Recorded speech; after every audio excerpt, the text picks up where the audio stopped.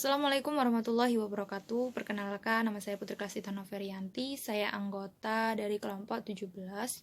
Di sini saya akan memaparkan biografi, kondisi lingkungan sosial, serta metode pemikiran dari Ahmad Sahal Mahfud atau yang biasa dikenal dengan Sahal Mahfud. Baik, di sini nama asli beliau adalah Dr. Kiai Haji Muhammad Ahmad Sahal Mahfud. Beliau lahir di Kajen, Margoyoso, Pati, Jawa Tengah pada 17 Desember 1937. Beliau meninggal di Pati, di Jawa Tengah pada tanggal 24 Januari 2014. Beliau meninggal pada usia 77 tahun. Beliau adalah Ketua Majelis Ulama Indonesia sejak tahun 2000 hingga tahun 2014. Sebelumnya, selama 2 periode yang menjabat sebagai Rais A'am Syuriah, pengurus besar Nahdlatul Ulama sejak 1999 hingga 2014.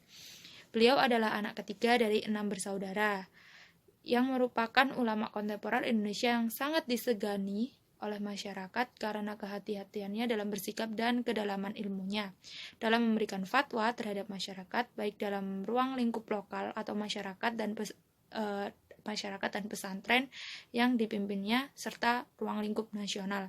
Artinya beliau sangat tegas dalam memberikan fatwa ketika di lingkup sosial masyarakat maupun lokal hingga nasional. Adapun kondisi lingkungan sewaktu Kiai Haji Sahal Mahfud ini pada zaman tasyrik itu, sebelumnya orang memverifikasi pemahaman agamanya atau mengakhiri perbedaan pendapat dengan merujuk pada Nabi. Sementara itu, perluasan kekuasaan Islam dan interaksi antara Islam dengan peradaban-peradaban lain menimbulkan masalah baru, dan para sahabat merespon situasi ini dengan mengembangkan fikih atau pemahaman mereka yang ada pada saat itu. Dengan dorongan inilah Kiai Haji Sahal juga melakukan ijtihad fikih yang sama untuk eranya, untuk masa beliau. Beliau juga mengkritik terhadap 2 mainstream pemikiran yang berkembang pada saat itu, yakni yang pertama itu kelompok yang menekuni wilayah praksis tanpa dibekali dengan kemampuan yang memadai. Yang kelompok yang kedua itu agamawan yang sibuk berdiskusi tetapi lupa terhadap kondisi yang berkembang di masyarakat, sehingga permasalahan fikih menjadi utopia dan berkontribusi jelas di dalam masyarakat. Adapun metode pemikiran beliau adalah pemikiran dakwah yang lebih condong kepada fikih sosial, yang beliau berpendapat bahwa fikih bukanlah konsep dogmatif normatif, tetapi konsep aktif progresif. Fikih harus bersenyawa langsung dengan sikap perilaku, kondisi, dan sepak terjang orang muslim dalam semua aspek kehidupan, baik ibadah, muamalah. Fikih dipahami oleh masyarakat sebagai sesuatu yang sangat formal, sehingga tidak jarang masyarakat merasa terbatasi ruang sosialnya, sehingga fikih bukanlah ilmu yang stagnan, atau fikih justru ilmu yang langsung bersentuhan dengan kehidupan real umat. Oleh karena itu, fikih harus diminimalisir dan direvitalisir agar konsepnya mampu mendorong dan menggerakkan umat Islam meningkatkan aspek ekonominya demi mencapai kebahagiaan dunia dan akhirat. Assalamualaikum warahmatullahi wabarakatuh. Sebelumnya perkenalkan, nama saya Leliana Zakul Karim. Di sini saya akan melanjutkan penjelasan dari Klasita. Oke, saya akan membahas mengenai pokok pemikiran Kiai Haji Sahal Mahfud. Jadi secara garis besar, Kiai Haji Sahal Mahfud ini adalah seorang pemikir yang dikenal dengan gagasan fikih sosialnya, yaitu fikih sebagai etika dan gerakan sosial. Sebelumnya, Kiai Haji Sahal Mahfud ini menyatakan bahwa memahami sejarah perkembangan fikih itu tidak bisa kalau hanya mengandalkan ilmu-ilmu sosial. Tetapi jika kita melihat fikih hanya sebagai sesuatu yang sakral, itu juga merupakan tindakan yang tidak bijaksana. Dengan demikian, jelas bahwa faktor teologis maupun etika harus menjadi dasar pertimbangan dan menjadi bagian yang tidak dapat terpisahkan dalam mengembangkan fikih, di samping faktor perubahan masyarakat itu sendiri atau yang bisa kita sebut faktor sosial. Selain itu, terdapat pula satu kelemahan fikih, yaitu cirinya yang formalistik. Ciri ini membuat fikih terkadang tidak searah dengan realitas kehidupan praktis. Dalam hal ini, salah satu contohnya adalah dalam hal zakat yang sebenarnya bertujuan untuk menciptakan keadilan sosial ekonomi, tetapi hanya dipahami sebagai kewajiban muzaki atau orang yang diwajibkan mengeluarkan zakat untuk mengeluarkan zakat dalam nisab tertentu.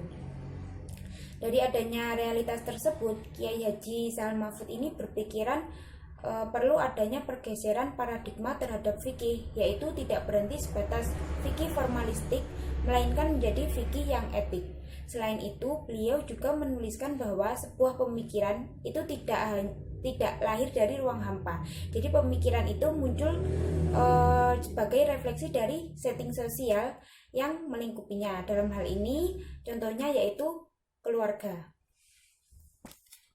Baik, 5 ciri pokok fikih sosial menurut Kiai Haji Sahal Mahfud, yaitu yang pertama, interpretasi teks-teks fikih secara kontekstual. Yang kedua, perubahan pola bermazhab dari qauli atau tekstual menjadi manhaji atau metodologis.